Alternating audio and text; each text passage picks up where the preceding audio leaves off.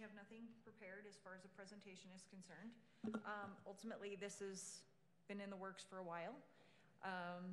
This is kind of the final draft of it, and I just wanted to talk with you guys to see your overall feeling of it, if you feel like it is generally a good amendment to the general plan, if it needs some work, what you think should come out of this document as far as code changes, all of those fun items.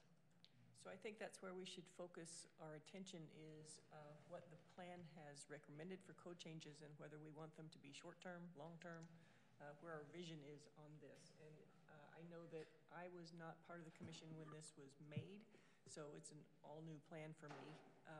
I do think that we do need to concentrate on those code changes and if and when we would like to see those made. And if none of us are prepared to talk about that in detail, then I suggest we have another workshop with the focus of those code changes, and today we just kind of discuss the general layout and information in the plan. I second a follow-up meeting. Sounds good. Yeah, I think so too. We were certainly absent several members, and we have an abridged time today before our regular meeting starts. I think that sounds reasonable to just maybe right now throw out a couple, what are our general thoughts, maybe to get each other thinking before we talk about it again. I like that idea. Okay, discussion then. I thought this was really strong with design and standard ideas, and definitely encourages community character, which I think we could kind of implement and reinforce by changing our ordinances and our code a little bit to just kind of protect the downtown area and write some code changes that enhance like human scale development, like the location of the signs, for instance, instead of having them like parallel with the traffic, they can be facing the pedestrian. And we can write more in our code to be a little bit more pedestrian friendly, more walkable and bikeable, and safer for pedestrians. And then also, kind of with that goes hand in hand, is just kind of allowing for more opportunities for locals to create more businesses and to build the local economy. I think we can do that through some design standards, actually, and some. Can I have you pull your mic? Thank you. I really like the design standards, and I do have some concerns, but those are personal concerns. They're not for the general welfare of the public. But the question I've had since we've started about a downtown plan was that this all looks great on paper, and this all the general feeling of the future of Moab downtown needs an upgrade. I totally agree. But the problem is there's so many loose ends on code and ordinance creation at this point. Signage, parking, things that we've tried to get rolling, and then the housing thing happened. And then, I talked about parking when the first big hotel in Moab downtown came into being, and the Hoodoo specifically. And we have done nothing as a city to mitigate the issues that we have with parking of large vehicles in any of these hotels that are coming up, including some of the hotels that are on the agenda this evening. And I am extremely concerned because I think we're taking the cart before the horse in this situation where it looks great, it's fantastic, it's great.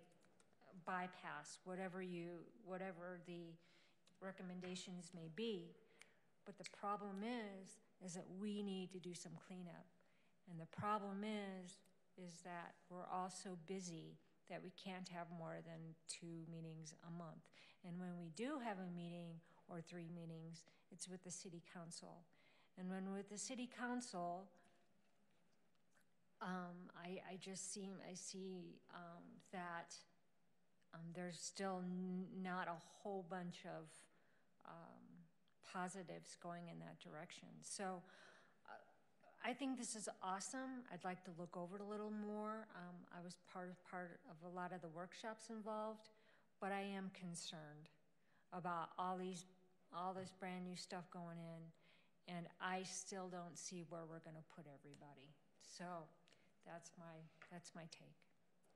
And I think she's correct in some ways. We do still have the parking code out there waiting, and we still do have the night skies out there waiting. We've got some other things out there waiting.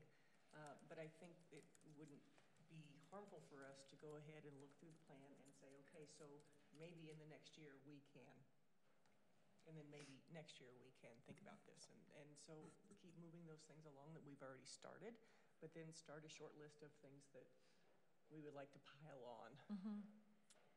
Yeah, I mean, in some of the recommendations in chapter 3, you have, there's a whole bunch about lighting that tracks fairly well with our forthcoming dark skies ordinance, and just maybe cross-checking that and seeing if there's ways that the plan can have a few more things put in it to make it very clear from the outset when the plan goes through that this is, I'm just concerned about business owners and everyone being on notice about that. And I think the earlier the better, because we're already looking at 5 years down the road from when we finally pass the dark skies ordinance. And that's an awful lot of time and an awful lot of new buildings that can be built in the meantime. And then there are some things that, and this is maybe just something general to throw out there for other folks to think about, that seem a little out of place in the downtown plan to me. Like priority number 2 under transportation projects is supporting a bypass. And I'm just not sure that that is something that is appropriately placed in the downtown plan when that's a UDOT decision, when there's a lot more study and time and public and stakeholder input that probably needs to happen before at least I'd be comfortable with the city making a recommendation one way or another. And it seems based on the plan that it's sort of a foregone conclusion. And I wasn't really sure how that came about. There's the study that they talked about, but a lot of that seems to be almost misrepresented in a way, where it says there's broad support for a bypass, but the question wasn't quite, do you support a bypass? There's no mention of what the bypass is gonna look like, which I think is a big determining factor. There's a couple options, and I think you'd find a very different base of support based on which one of those two it would be. So asking, do you support a bypass generally? I think it's more, do you support looking at it and analyzing it, not do you support it full stop? It just seems like that's something that, because the city has so little control over that, at the end of the day, it's just, I don't think it should be shoehorned into the downtown plan. And that being said, there seem to be a lot of things in there that also rest on that being an eventuality, which again, if it's not something the city directly has control over, for so many things to hinge on a bypass happening, it seems like we would knock the feet out from under anything that we could be doing at the city level if that ends up in there. But at the same time, if there did end up being a bypass in some way, I don't think that would sidetrack any of the recommendations that the downtown plan makes otherwise. So it seems like not having it in there is almost a better hedging of bets than having it in there. So I'm gonna ask Joel, Yeah. our assistant city manager. Joel just needs to come up to the table. I know. Was there, I may be mistaken, but I can't remember, wasn't there something that if you may be eligible for some sort of funding if there is that element somewhere in your general plan? So if we leave it in as part of this, as part of the downtown plan, then we meet that element for potential funding somewhere down the road. Is that correct? Okay. Almost all grant impact fee, any type of governmental policy for getting funding requires planning. So stuff's not in plans. If we wanted to pass an impact fee for a project that's not in our capital facilities plan, the first thing we have to do is go amend our plans to get that item in the plan before we can even start the process to adopt a fee to work towards that item. So by putting stuff in plans, sometimes it's not necessarily that we agree or like the idea or think it's what we're actually doing, but in order to be able to squirrel away funds and work towards that, we have to be able to have So would an amendment from support bypass to study bypass be acceptable to still cover those bases? If that's what they're looking to do. Okay, yeah. If they're looking to build, probably not, but if they're looking to study, yeah. Okay, that's legit. So, yeah, I followed up with Chris, who was not Chris, sorry, Benjamin was one of the planners who did the study as far as the bypass goes, and I just had some questions, like, hey, where'd you get your information? Where did all of this come from? He said that all the bypass information was completed by a separate consultant team under a separate contract, and all he knows is two small things, and that's what he put into this.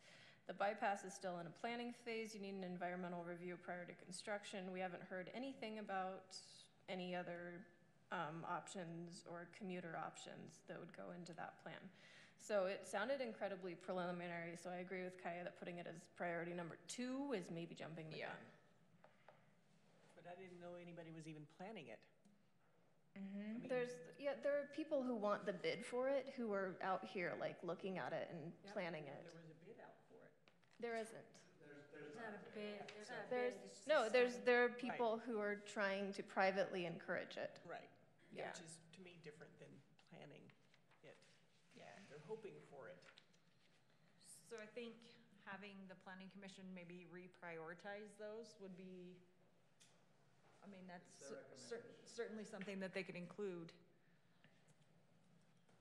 Yeah, but yeah, I just think, so, you know, in between raised median and widen the sidewalk, Build the overpass. build the bypass should not be in there. I mean, it shouldn't, and there's a lot, and I've looked at the planning study too, and, you know, I'd like to learn more about it. I confess that I was not able to attend the public meetings where those were discussed already, but, I mean, it seems to just suggest that even with the bypass, that the volumes on Main Street would pretty much remain the same, and it seems you know, ultimately it's UDOT, but it seems a really large axe for something that maybe wouldn't end up doing anything at the end of the day, at least based on the information that I have in front of me, and I just want more right now. Yeah, I'd put a strong emphasis on prioritizing the character and the design of downtown and the ordinances that are allowed downtown, especially with the hotel moratorium, because we don't know exactly what the council is going to decide will be the change in the next 6 months, but any one of those changes is going to economically impact downtown. So what we want to see is what needs to happen right now with design standards, so that, say, if hotel zoning is changed, that could put a greater demand on our downtown area and our Main Street area to redevelop into hotels. So we need to consider that there might be additional pressure to develop hotels right on Main Street. And I think something, potentially what council could come up with in the time that the temporary land use restriction is in place, you know, the downtown plan pretty clearly emphasizes retail and office space and mixed use development, which seem to be a lot of the onus for the temporary land use restriction that the council passed on Tuesday, where you're thinking, this is what's happening, here's where we're going, and we want to reprioritize some of these. So I mean, it seems the downtown plan, the timing could work really well with what city council is doing with regard to hotels. If there's some sort of design standards that need to be passed or changed, if it was either requiring that there be X amount of retail and office space for some sort of overnight rental development in order for that to pass muster with city code. I mean, something like that would fit pretty seamlessly in with the overall goals of the downtown plan, which says that, you know, there's a shortage of those kinds of development right now.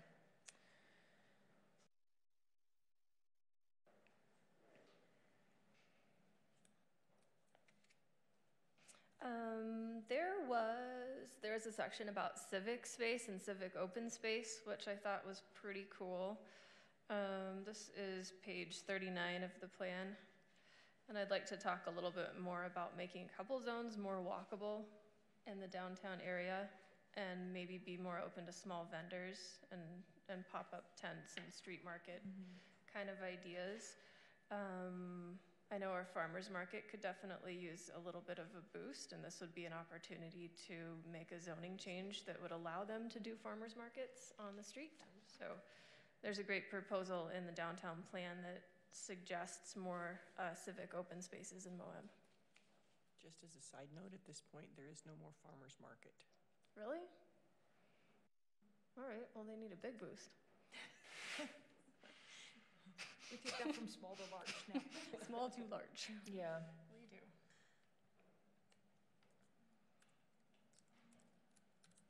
So I think if we could all do our homework before the next workshop, we can come up with a list of things that we'd like to see changed in the short term and things we'd like to put off a little bit longer and go from there. And I think if you feel like the priorities that they've listed in this plan, if you think they're a little bit off base, maybe reprioritize them and say, we like the plan, but we think the priorities should be this, this, this, and this, not this, this, this, and this. And we do have to consider, though, that this was put together by a committee, and they had a lot of public input, and so we just need to be sure that we understand that this is not our opinion, but it's the opinion of the city, and we need to take that, the council members and the public opinion into effect when we talk about these things.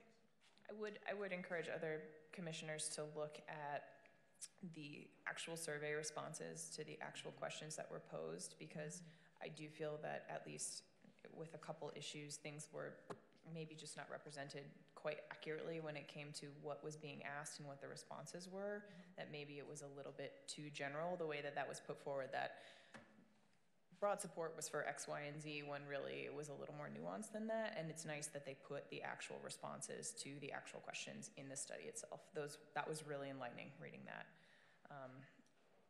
Because for things like for example, the bypass, the only comment that mentioned a specific location of the bypass, not just general support for it, was that they did not want it behind Dock Allen Drive.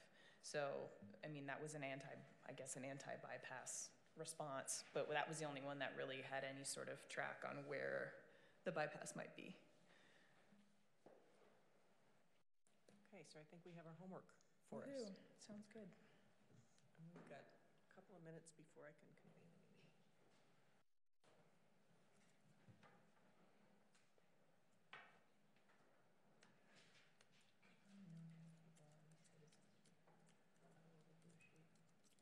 If there are any citizens to be heard when we start the meeting, you're going to have to fill out the Yeah, I didn't bring me blue sheets. Okay.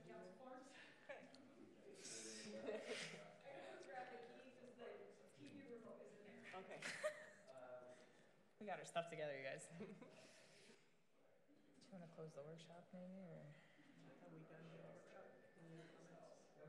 I'd like to close the workshop at 5:58 p.m. Okay. Sounds like a plan. You guys have to remind me of protocol. It's all right. I'm here for you, Madam Chair.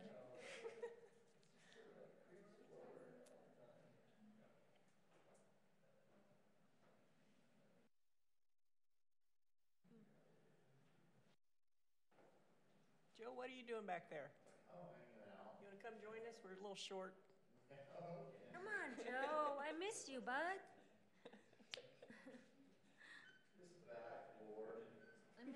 I miss your Rays hat. Why don't you come back?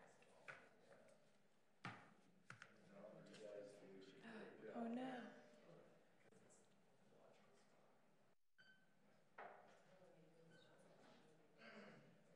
It's like I'm missing community focus.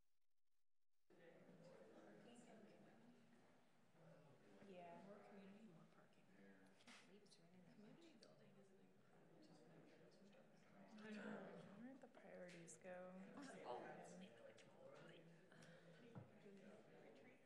Yes. Yes. It's gonna be so fun.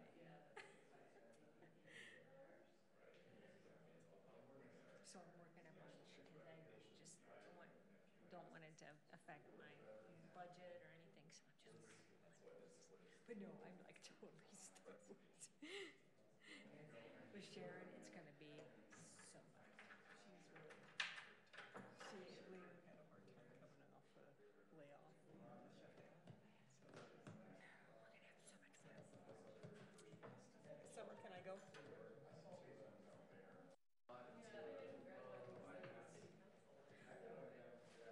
Summer, can I go? Summer, can I go?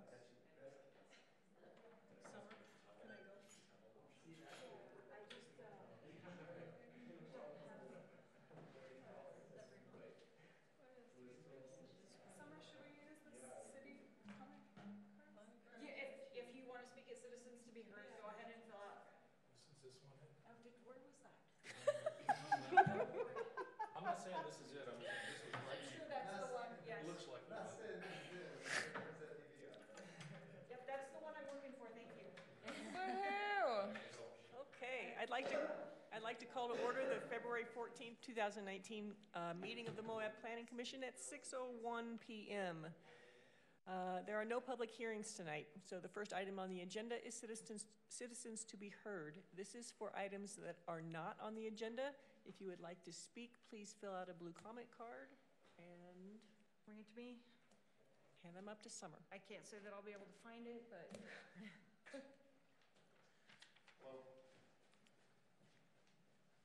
And just because they are recording and folks do watch on the YouTube channel, if you are citizens to be heard, if you'd speak into the mic, that would be fabulous.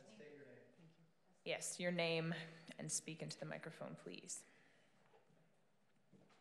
When it's working.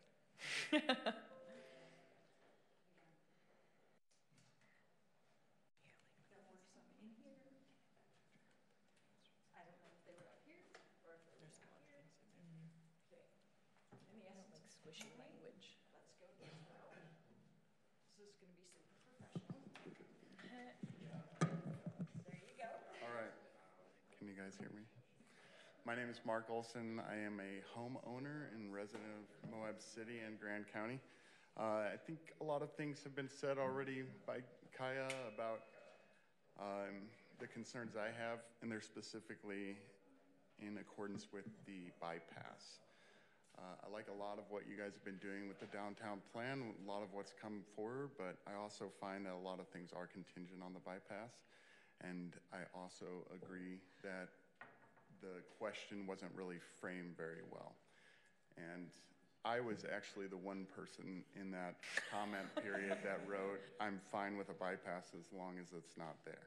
And I think a lot of people that I've spoke to feel that they're fine with a bypass, but they haven't really grasped the impacts of that. I live on Mountain View area right there, and my backyard is the rim. And one of the reasons that I love my house is because with all the hustle and bustle of like Memorial Day weekend and all that busyness, I can sit in my backyard, I can look at the rim, and that's like my happy place, right? Every single day I walk my dog up there, right on Pipe Dream, and I think those lasting impacts to having a streaming corridor of semi-trucks would be catastrophic to that neighborhood and our property values and also our livelihood in this town. I think a lot of the concerns of the reason people talk about the bypass is because of noise and so we're gonna take noise out of a commercial district and place it within a residential neighborhood. I mean, that just seems like let's go put it over there where the peasants live and bring it out of the commercial district.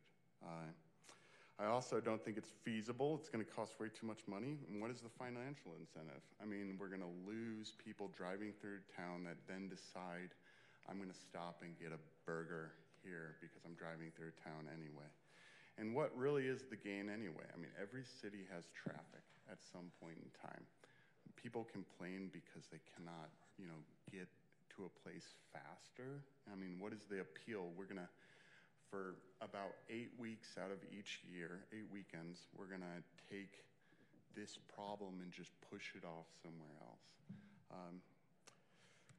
Also the environmental impacts, which we know have not been studied, and the loss of open space to people throughout this community that will go over there to walk their dogs along Pipe Dream, or what happens to Pipe Dream?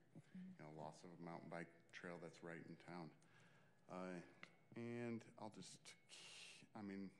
I don't think that you would decrease any noise also. That's the last thing I'll say. I think putting all of your noise up against a natural resonator of noise, which is the rim, would cast all that noise across town. I don't have any science backed in that, but I can tell you that I can already, living right up against the rim, I can already hear every word announced at the football games, and that's because it's resonating off that wall. But that's all I have to say. Thank you for listening, and thank you for your concerns with the bypass also. Thank you. Thank you. Thanks. Emily?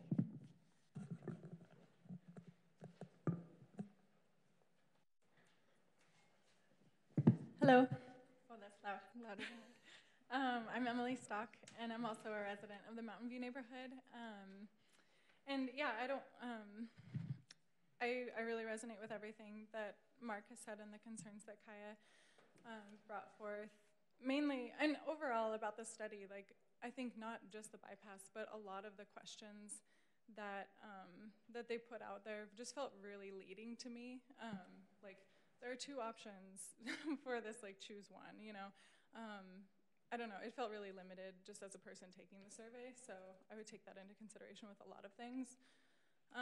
But my main concern is the bypass, and yeah, I don't want to reiterate everything that's already been said, but something that really speaks to me about this whole idea is that it feels like the benefit of having a bypass would majorly be to,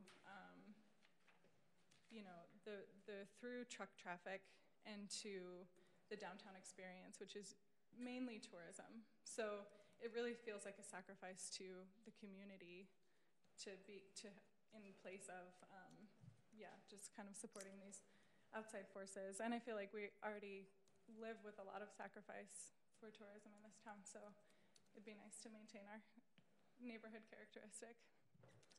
Can I ask you a question? Yeah. When you did the survey, was there anything that you like wish the survey had said? Was there?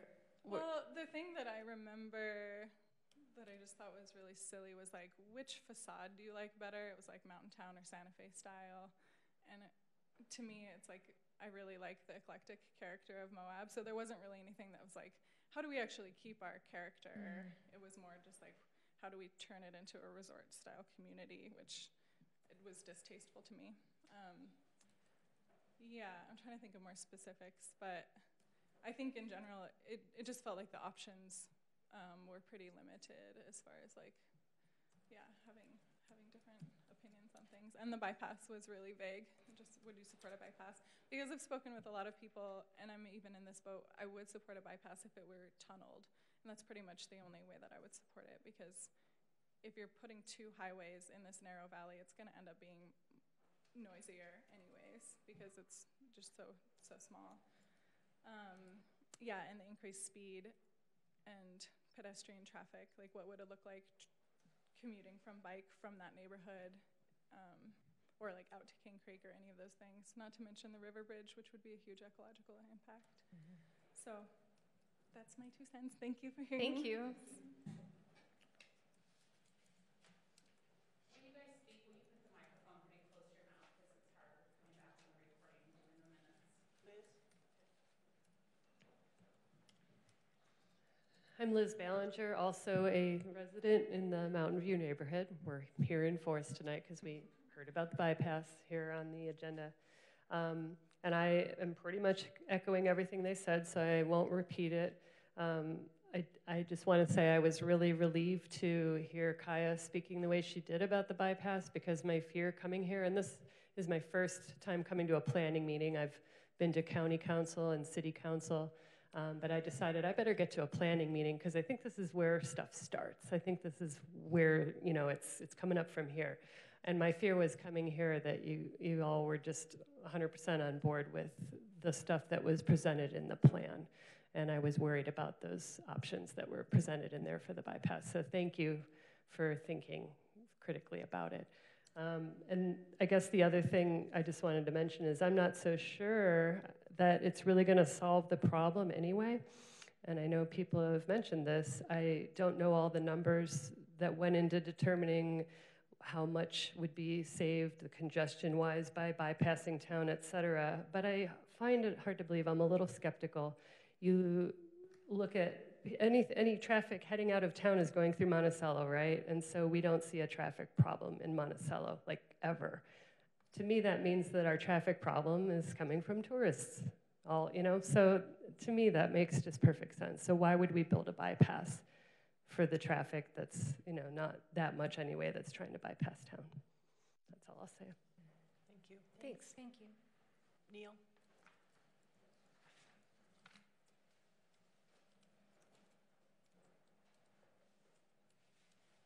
Hello, my name's Neil Clark. I am also from the Mountain View neighborhood. Surprise, we've been sit together.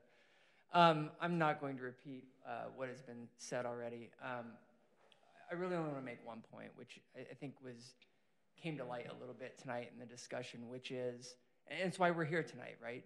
We're sort of concerned citizens who, every time we see the bypass pop up on anything, we feel like we have to show up and figure out what's going on, because it appears to us, trying to pay attention to what's going on, that no one knows what's happening with the bypass. I've been told from city council members that everything from I don't know what's going on, I can't get that information, from planners, from contractors, to nothing's happening, stop worrying about it, there'll be a time to worry about it, and this is not the time.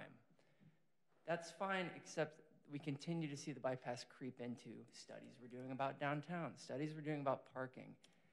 It does, and then honestly, tonight is the first time I've heard that there may be private contractors trying to drum up work on something like this.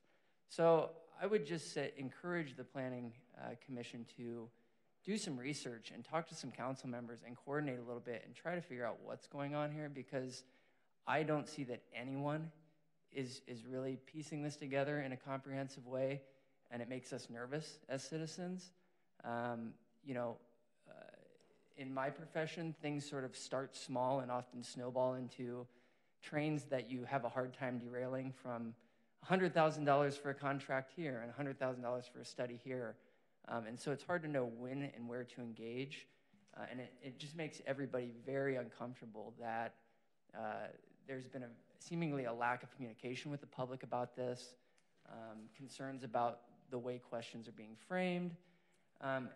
And just, you know, it's concerning to me when council members tell me that they can't get the information about what's going on. So as you are an integral part of these processes, I just encourage you to talk to others on the council and try to get a sense of what's going on for our sake as citizens, as well as for your own, because I think this may be something you have to deal with in the future.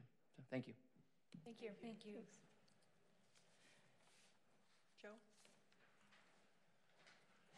Joe Downer, citizen of Moab since I was born.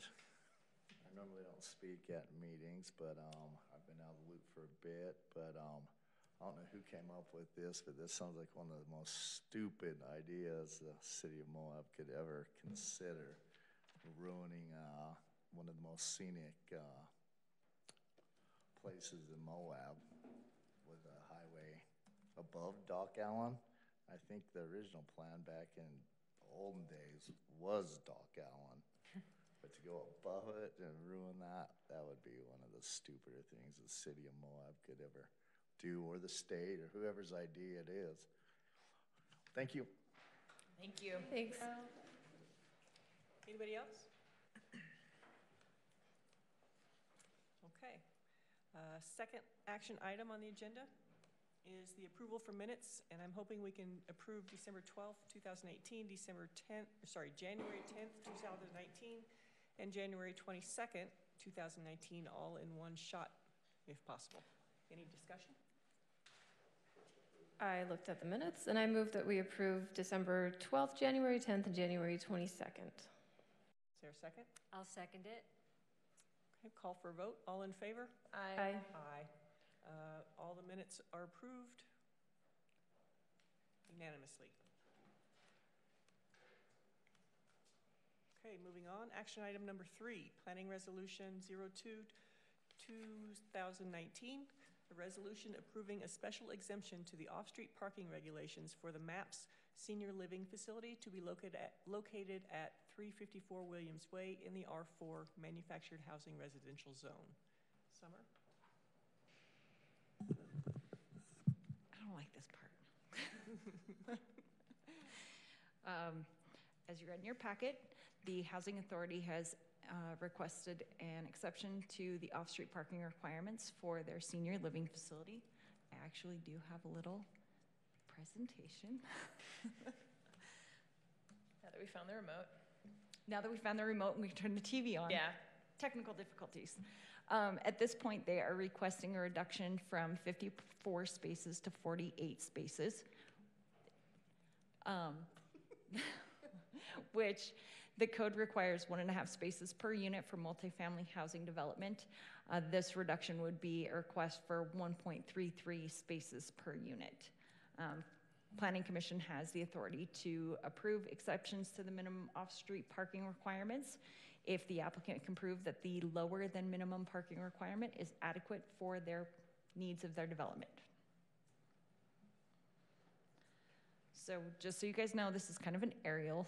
Well, this is an aerial. It's not even kind of one. This is the property that they plan to utilize. It's kind of it says R2 zone, but it's not actually zoned R2. It's zoned R4. It was an old slide that I stole.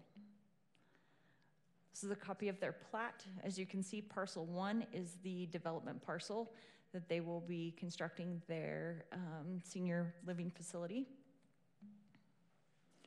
This is just an overall view of the MAPS master plan. It incorporated the hospital, the assisted living, or the care center, I guess. There was some proposal for housing in this area. It includes the Grand Center. This is the broad general idea for that area. And these are your options. You can approve the exception to the minimum parking requirements as submitted. You can approve a different number, or you can deny the parking exception and state your reasons. Sure. Can we ask questions to Ben? Yes, we will bring the applicant up. Great.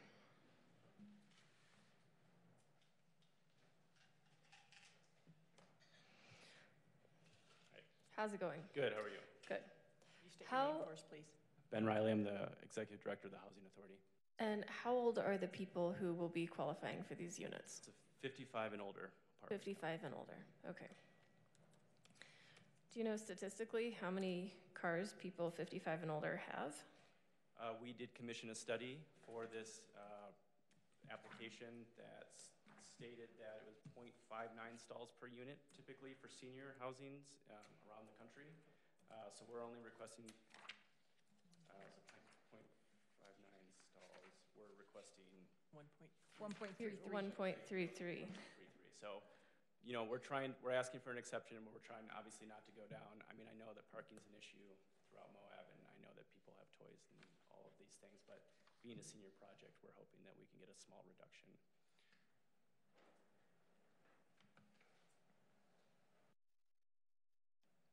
Have you ever counted the units at the living facility right now? Which one? The one that's up by Dave's Trail? Rock Ridge? Yeah. I have not. I know it's a big parking lot. That was before my time, so I couldn't tell you either. Yeah. How many people will this be? It's 36 units, 31 bedrooms, and 6 two-bedrooms. Could you say that again? I didn't catch that. 31 bedrooms and 6 two-bedrooms. So mostly one bedroom. I've never seen any real traffic or parking. I think what I saw in the thing was it was 0 to 1 car per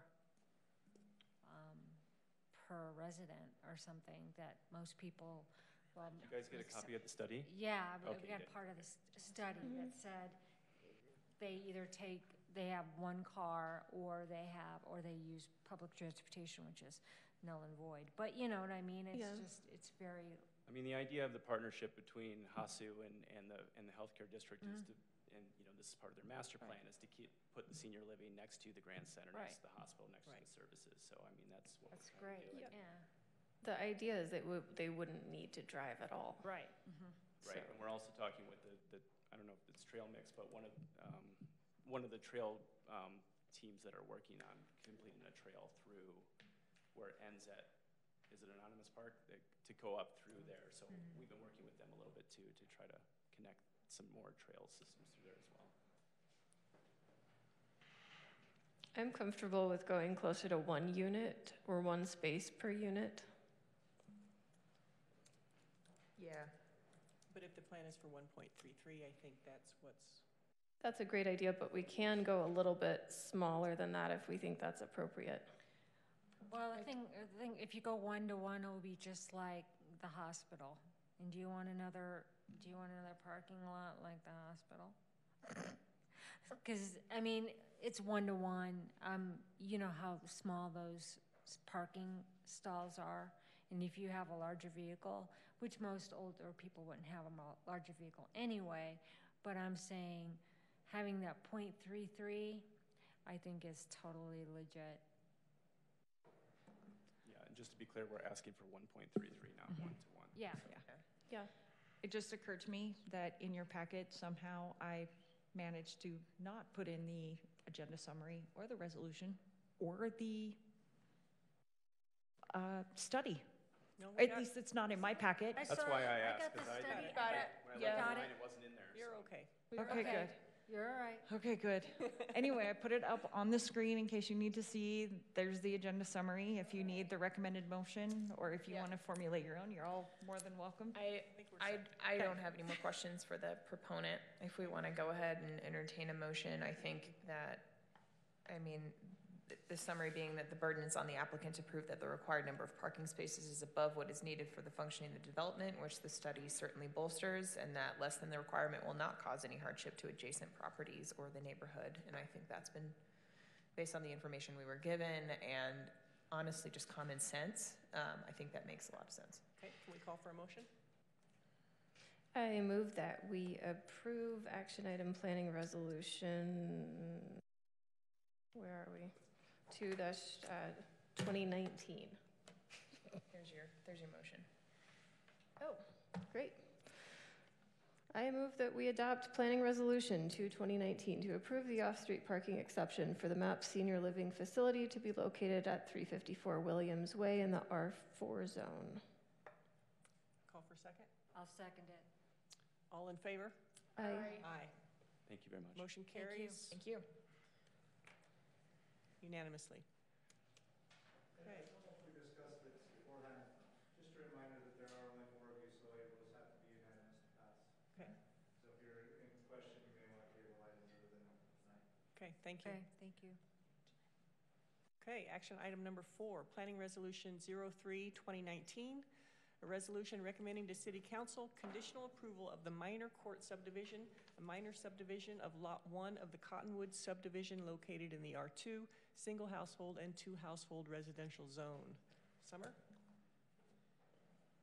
Yet again. Again, this is a minor subdivision. The applicant is proposing to build twin homes on the lot. A minor subdivision? A minor court, minor subdivision. They had it listed as Lot 1 Cottonwood subdivision amended. I hope you don't mind that I renamed it for you. It was Lot 1 Cottonwood subdivision amended, and I just renamed it to minor court, minor subdivision. So, as you can see, Lot 1 is kind of in the middle of the page-ish. The lot itself right now is 9,310 square feet, 9,310 square feet. The proposal is for Lot 1A to have 4,561, and Lot B will have 4,749 square feet. It is in the R2 zone, which does allow for twin homes. So is this Lot 1, just that square? Yes. Okay. Just want to be sure. Yes. Here is a copy of the proposed final plat. And this is the listed condition in the resolution. The applicant has actually met this condition and submitted the letter, so we do not need to conditionally approve this one. It is recommending approval of.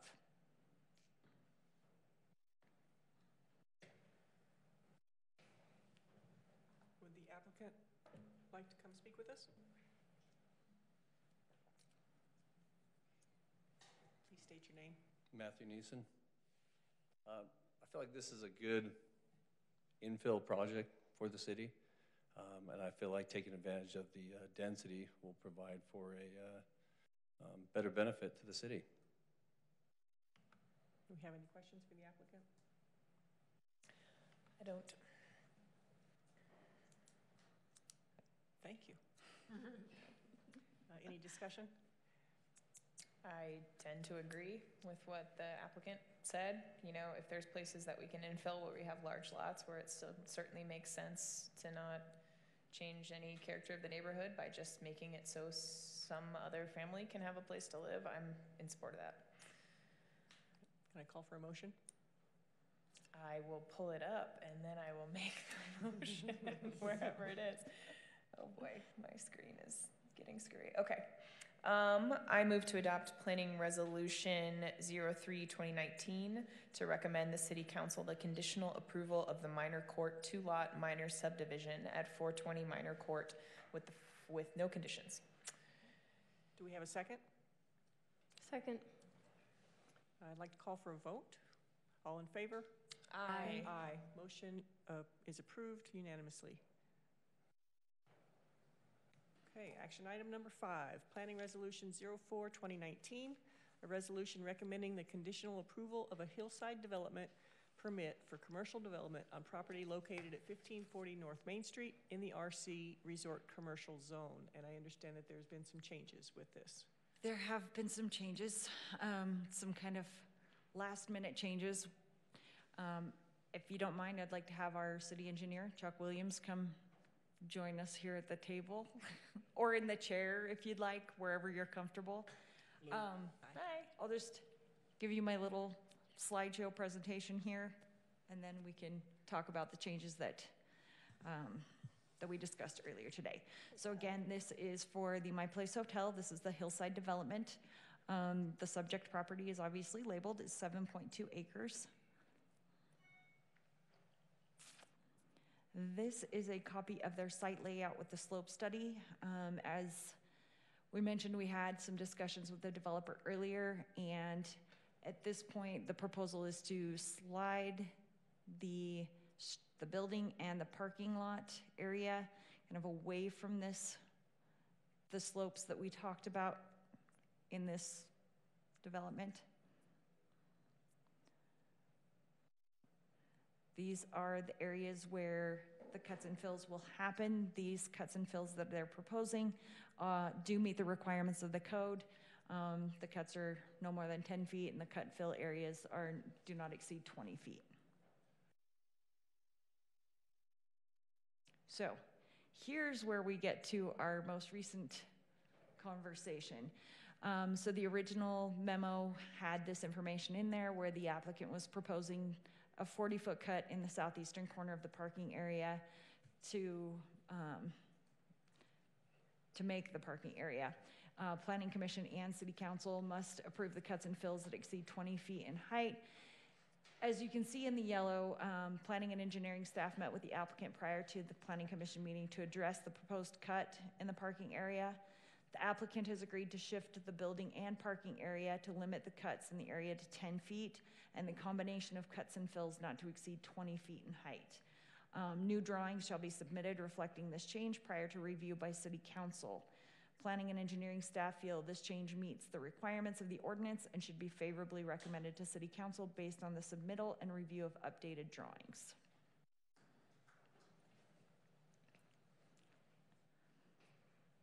This is what the planning resolution says right now. I do have an updated, I can leave that last slide up if that helps for you in formulating the motion. And we can always table this until the plans are actually in with the city, so that we can have an official view of those plans. Is that correct? Yes, and I will have the city engineer just kind of talk to you briefly about what the proposal is, and the applicant is here also to answer questions. So this is just the hillside development approval? Yes. Okay. I do have a question. There was something, and I was just looking for it in the relevant code provision, and I couldn't seem to find it, but I had in my notes when I was looking through this that the code, and I apologize for not being able to cite to the specific portion, but it seems to require that the building, if there is one, be in the relevant cut, and that doesn't seem to be what the plan was here. Or did I imagine that? I'm sorry. If I had another minute, I would. It's not the clearest code ever written. Yeah. I would say that. It seemed to say that if a cut was in a hillside area over a certain slope, that if there was a building that for visuals and for erosion control, that building should be located in the cut, whereas it seemed that the highest slope percentage that was being cut down was actually just going to be the parking lot rather than the building structure itself. Yeah, can we go to the slope study, please? Absolutely.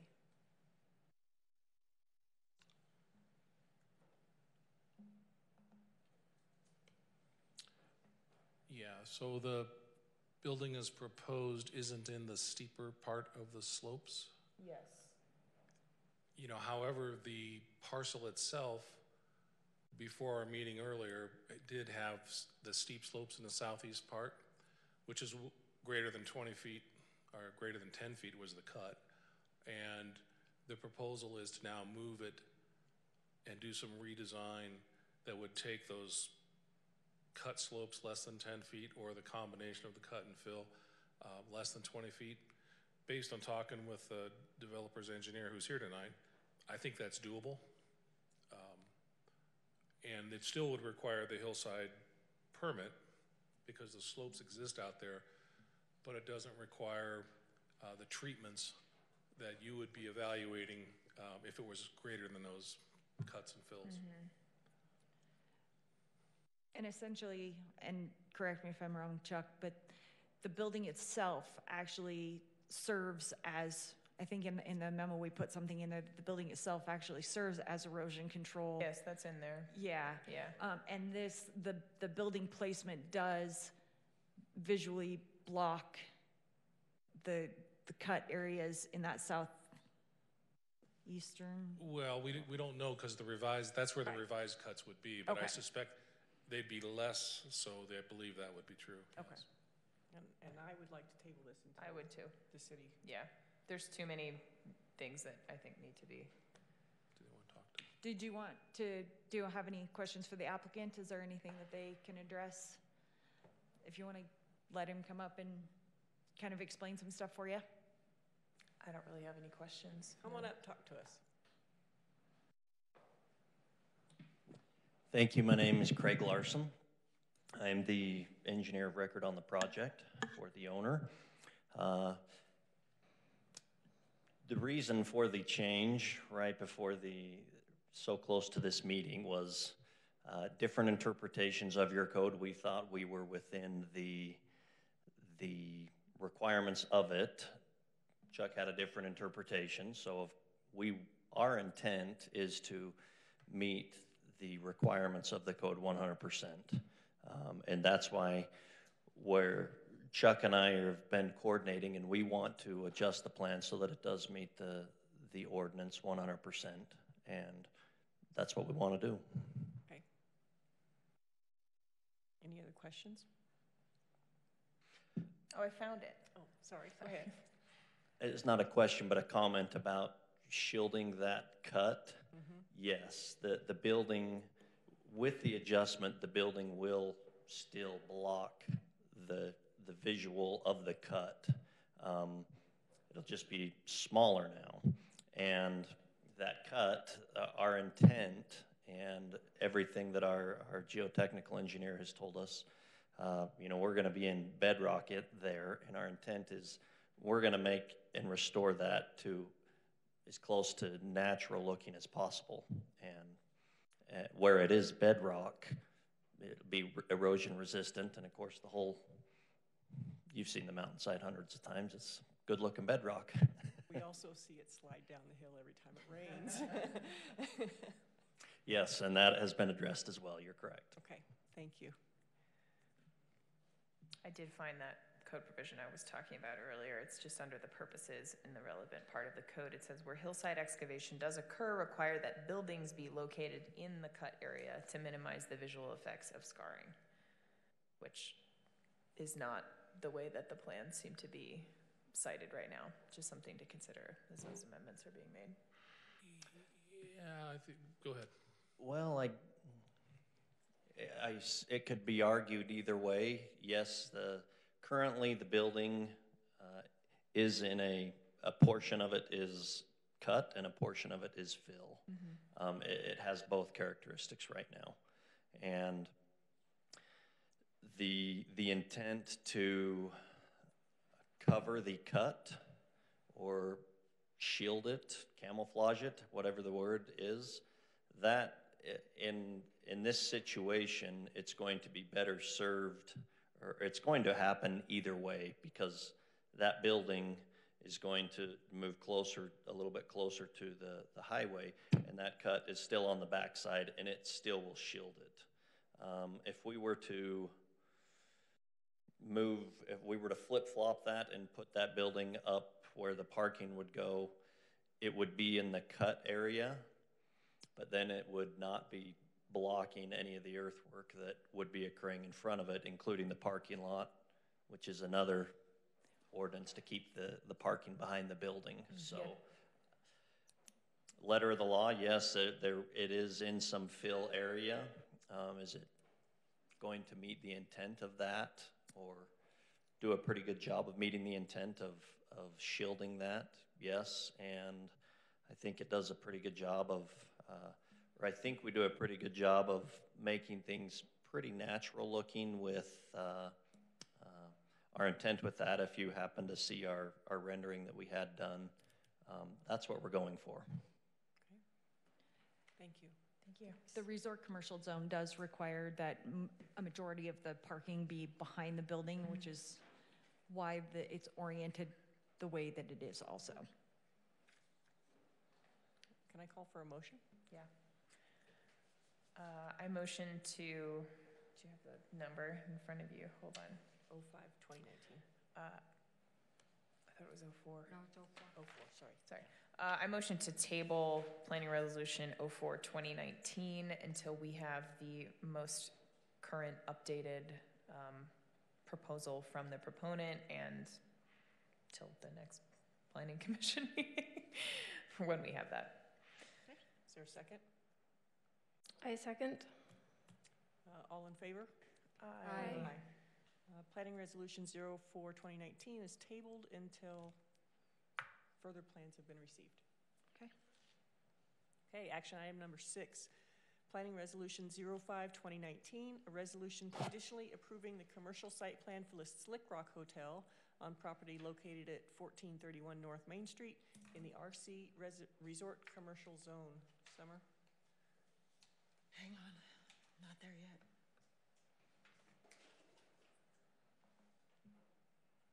Okay.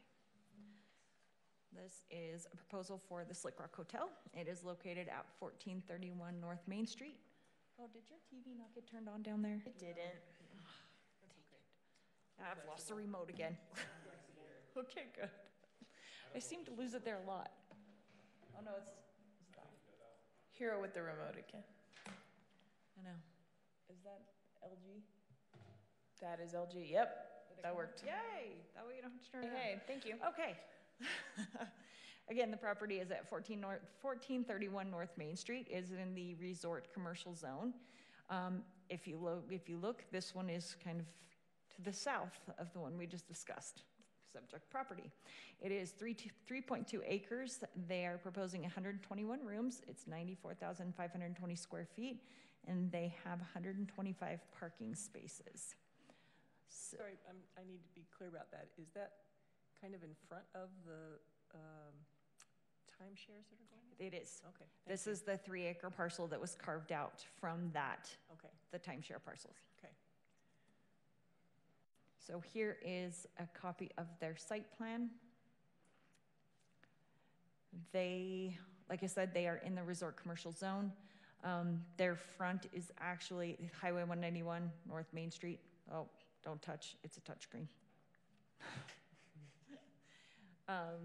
Is up here in the front, so their building is facing this way. They do have a majority of their parking is to the side.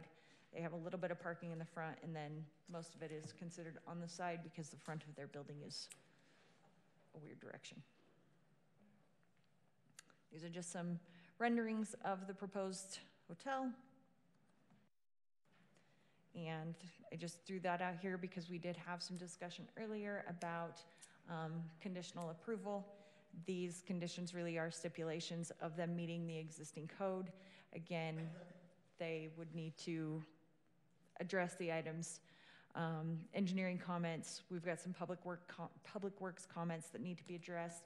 The applicant did send me some updated information, but I've not had a chance to look through it. But I believe that they are trying to satisfy the conditions of the engineering and the public works department. But at this point, they'll look at those later. This is really more of the broad picture of the development. So these are the 5 conditions that we have, or stipulations, whatever we're gonna call them, that we have laid out. The subject, or the development is Again, all outstanding engineering comments shall be addressed to the satisfaction of the city engineer prior to the issuance of a grading permit or grading and/or building permit. Again, all outstanding public works comments shall be addressed to the satisfaction of the public works director prior to the issuance of a grading permit and/or building permit. All exterior lighting shall comply with the requirements of Moab Municipal Code Section 1731.050. All signage must comply with the requirements of Moab Municipal Code Section 1731.040F and will be reviewed and approved under a separate permit, and that the development is subject to the Assured Workforce Housing Ordinance and must execute a land use restriction agreement with the City Council prior to the issuance of the building permit. The applicants they have been discussing their workforce housing with city staff. We are working through their proposals, so they do have that component, but it just hasn't been finalized by the City Council yet. Okay. And do we need to decide before we take a motion on this whether or not the land, it's not the moratorium, it's the land use. Temporary land use restriction. Yep, and I found, I don't think that we do. It can continue to move through the process. They just can't, they cannot have a building permit, and also they have to realize that anything that the city council might come up with could affect these plans. The exemption actually says the following nightly rental developments are exempt from this ordinance. Projects that have submitted a complete land use application to the city and paid all applicable fees as of the effective date of this ordinance, and this one meets that requirement. Okay. Yes. So this one could move forward. Yeah, it meets it, yes. Okay. So they are exempt from the temporary land use regulation. Exemption. Temporary land use Yeah. Yes. Okay. They meet the exemption for the temporary land use regulation. Okay. As long as all their applicable fests. They're fests, yes. I want to make sure we have, yes. I didn't write this one. I can attest that he's paid his fests. Okay.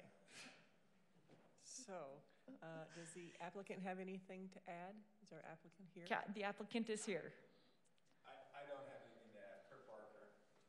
Happy Valentine's Day, by the way. I'm very impressed by your dedication of holding this meeting on Valentine's. We're trying to get out by 7 so she can go to her date. Allison is my Valentine. Jeanette, will you be mine? Yes, I got time. So, sir. Yeah, do you have any questions of me? I don't have any questions of you.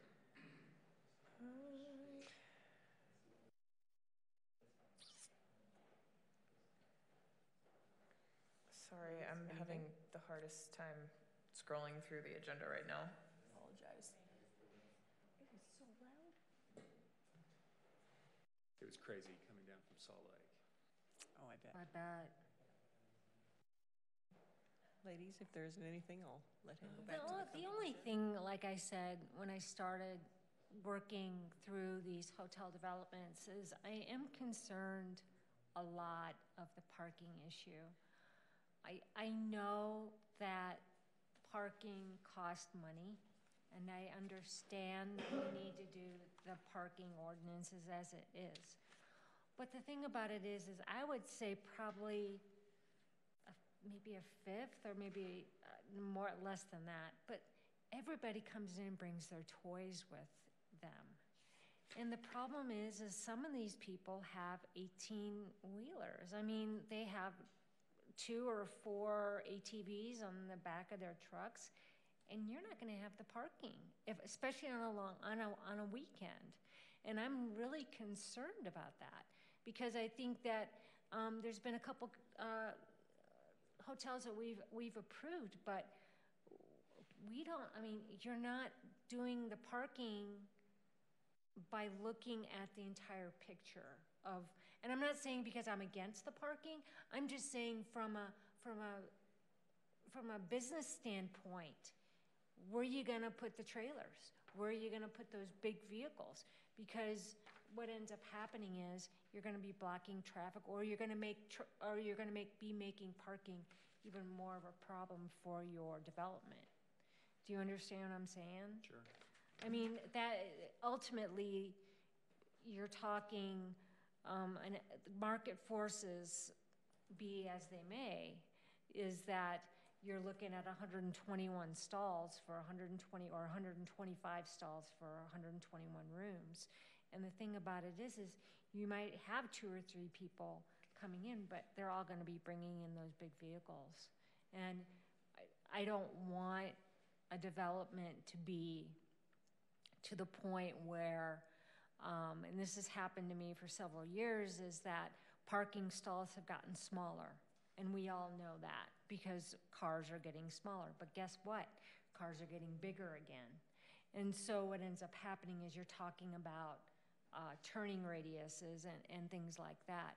And I just get concerned. I mean, I really, really do. I mean, I've got a large Ram 3500. I will not park it at the hospital. I can't park it at the hospital. It goes out, 2 blocks away. And that's an issue. And I think everybody that wants to develop here in town has to think that way. And I know that it's not in our code now, and we do have a parking ordinance coming up, but we always try and mention it to the folks who are building things because it is an issue, and the people who come to Moab come with things attached to them. Sure. And I believe your plan had a couple of oversized vehicle parking. You had a couple bus things. Out of 121 parking spaces, correct, there are 2 that are bus and that oversized. does meet our current code, but it doesn't necessarily meet the needs of your customers, and so you just might take that into consideration before we can get appreciate our code this, passed. the comments. We've already had some discussions with the World Mark next door about parking in the floodplain area down in the kind of gravel. And okay. Just as long as you know, because it's going to be a problem. Yeah. Thank you. Okay. Anything else, ladies? Nope. Thank you. You bet. Thank you. Okay. Can I call for a motion? Is there any other discussion? I will move to adopt Planning Resolution 05-2019 to conditionally approve the Slick Rock Hotel commercial site plan with the following conditions. There's 5 of them. Do you need me to read them all? Or can with the 5 listed conditions? With the 5 listed conditions. Is there a second?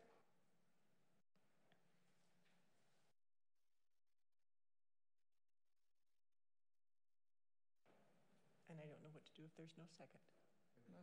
Motion dies. So motion dies. Okay. Can I ask on what grounds? It doesn't mean it's done.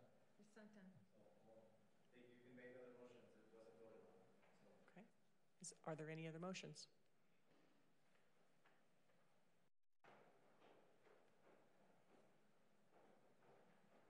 I don't know what to do.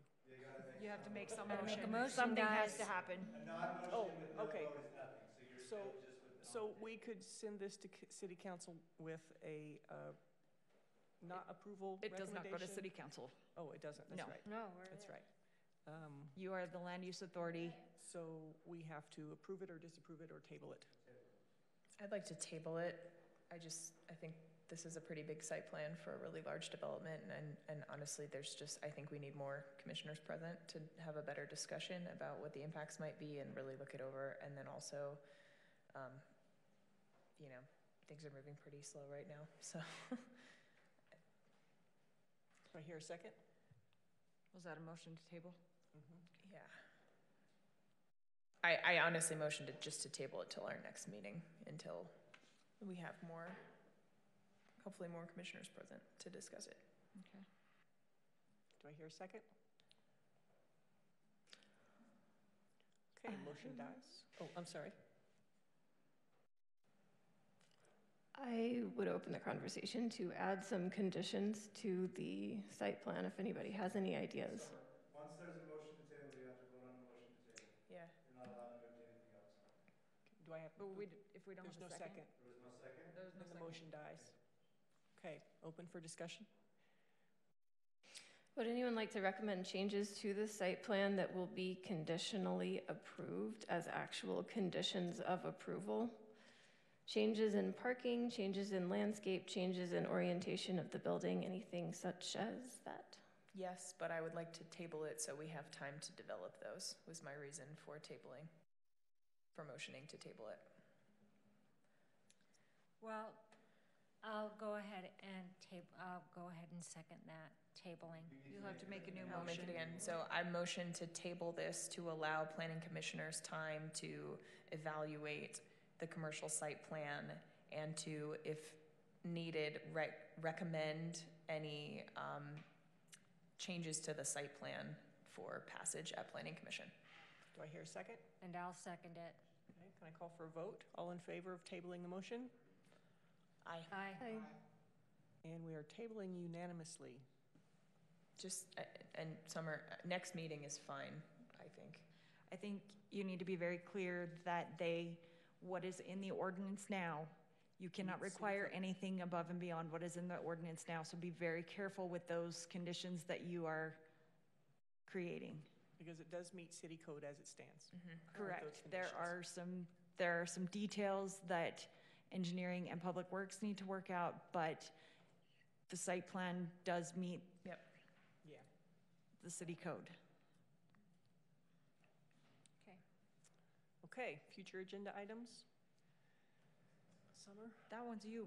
Okay. That one's you. I know this is not necessarily what the Planning Commission has done over the last few years, but... Can I interject one more time? No. It's up to the chair. Sure, come on up. Come on up. We need all the information we can get. So we've already met once with the, where we reoriented the I guess the lobby and our portico share of the building. Originally we had it facing Highway 191. At the request of the city, we spent probably another $60,000 on the plan and reoriented it in the current configuration that it is in. So, you know, I'm kind of back there scratching my head saying, well, why are we tabling this? You know, I mean, what is it that is unclear to you that you know, warrants it being tabled, as opposed to I'm here, I drove down, made a heinous drive from Salt Lake through the weather. Do you have questions? What are the concerns that you have where you're proposing to table it, as opposed to we certainly comply and we've met all of the requirements that have been asked of us, and we're ready to move on to the next step. I do think... Just for clarity, the agenda item has been closed. You don't have to engage. You open the floor to be heard. You don't have to continue to have the conversation outside of the agenda. I would just like to say that there are only 4 of the 6 of us here, and that is one of the major reasons that we felt the need to table this, so that we could all gather together and look at this. And we seem to have some other questions and some ideas that we need to talk about. Yeah. But thank you. All right.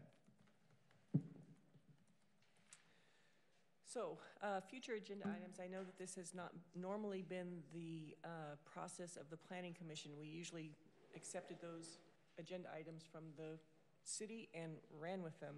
But what I would like to do is start opening up these future agenda items to ideas that we have, that we might think the city might consider. And for example, I would like to see our city code changed to commercial developments being 2 stories and any hotels or motels down to 50 rooms. I think it's another way to help approach the affordable housing crisis, is to limit what we build. And I would like to see that discussion item on our future agenda.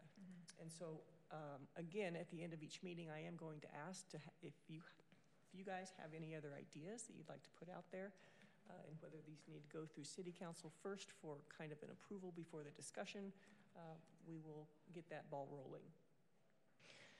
Yes, I would like to take a lot more time to look at the ordinances of buildings and of hotels. And I'd also like to look at some of the requirements for street-facing design. I don't want Main Street to turn into a corridor with nothing on either side except for built 2-story buildings. I don't think that's appropriate. I don't think it meets the code or the character of the city. Okay.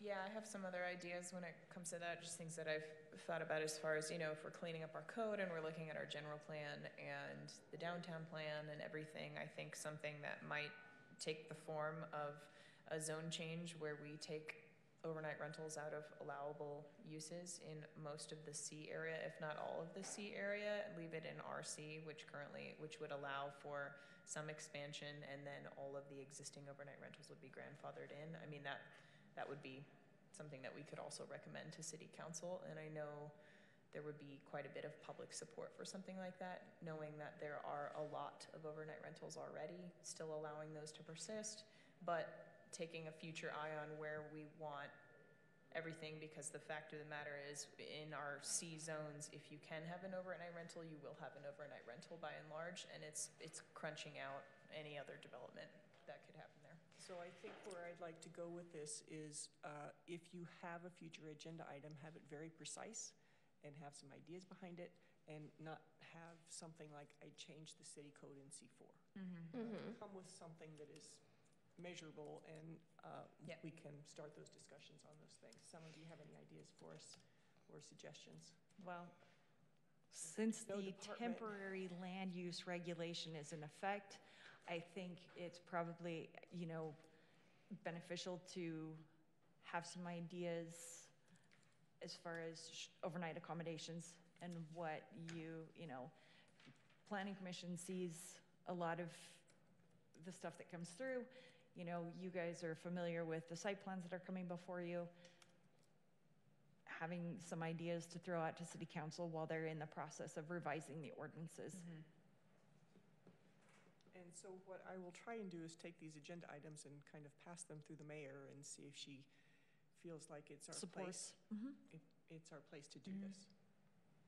Yeah, that sounds great. That's what I'm hoping for.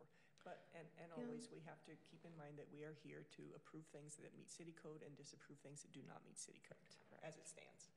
So. Yeah, also I'd like to point out that the point of the Planning Commission is for us to emphasize our ideas of what is appropriate, and there's a lot of gray area with the code of like what fits in the community and what might just not quite be right and not sit right with you.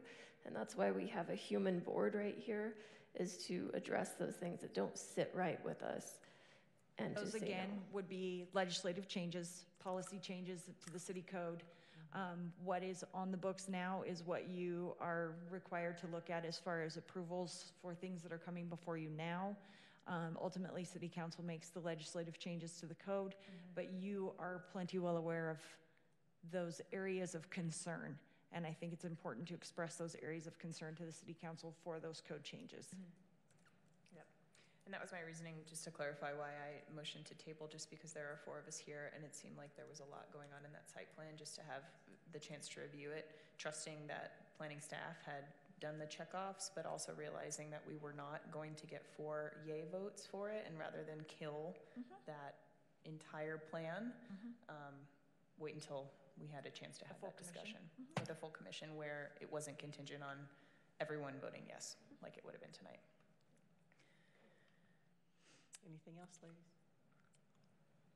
Okay, I'm going to close it.